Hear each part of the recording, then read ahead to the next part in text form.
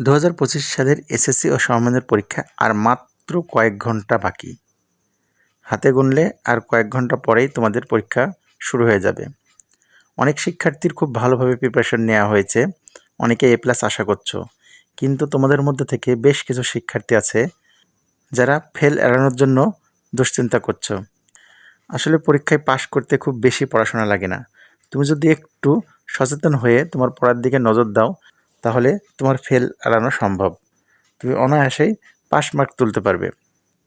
যে সকল শিক্ষার্থীর প্রিপারেশন ভালো হয়নি, যারা হয়তো ধারণা করছো দু এক বিষয় ফেল করব, তাদের জন্য আমি বলবো তোমরা কয়েকটি টিপস ফলো করলেই অবশ্যই তুমি পাস করবে।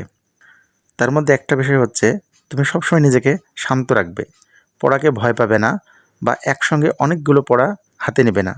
তুমি 2-3 ঘন্টাতে মাত্র 2-3টা প্রশ্নের অনুশীলন করবে, তারপরে কিছু সময় গ্যাপ দিবে, দিয়ে আবার তুমি 2-3 ঘন্টাতে তোমার সাধ্য অনুযায়ী তুমি স্টাডি করবে। তাহলে তোমার রেজাল্ট পাস কেউ ঠেকাতে পারবে না।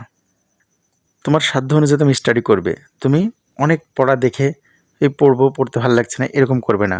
তোমার যতটুকু সাধ্যে কুলাবে তুমি ততটুকুই পড়বে। প্রত্যেকটা অধ্যায় থেকে তুমি 2-3টা প্রশ্ন সিলেক্ট করে নেবে আগে, এবং সময় মতো সেই প্রশ্নগুলো তুমি মুখস্থ করবে। আর প্রশ্ন মুখস্থ করার সাথে সাথে তুমি প্রশ্নগুলো লিখে ফেলবে।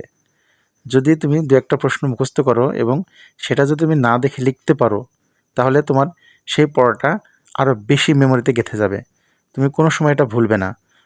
অন্তত যে কোনো সময় তুমি ওই প্রশ্নটা 2-1 লাইন লিখতে পারবে।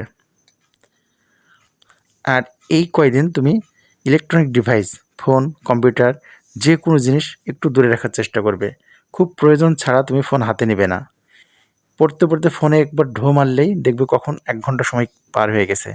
তাই সাধ্যমতো তোমার ফোনটা সাইলেন্ট রাখবে এবং পড়ার টেবিল থেকে একটু দূরে রাখার চেষ্টা করবে। এই তো সামান্য কয়টা দিন, পরীক্ষা হয়ে গেলে তখন তুমি আবার ফোনে ডুবে থাকবে। তাই চেষ্টা করবে ইলেকট্রনিক ডিভাইস যেন তোমার হাতের কাছে না থাকে। সেই সাথে সাথে তুমি তোমার অভিভাবক যারা আছে, বাবা, মা, বড় ভাই, তাদের কথাও শুনবে। তাদের কথা মতন চললে তোমার মনটাও ভালো থাকবে এবং পড়াতে মনোযোগ আসবে। এই কয়েকদিনের জন্য তোমার নির্দিষ্ট একটা রুটিন করে নেবে। তুমি কোন সময়টা পড়বে বা কোন সময়টা খেলাধুলা করবে, বাইরে যাবে। যত সম্ভব বাইরে যাওয়াটা কম করবে, পড়ার সময়টা বেশি ঠিক করে নেবে।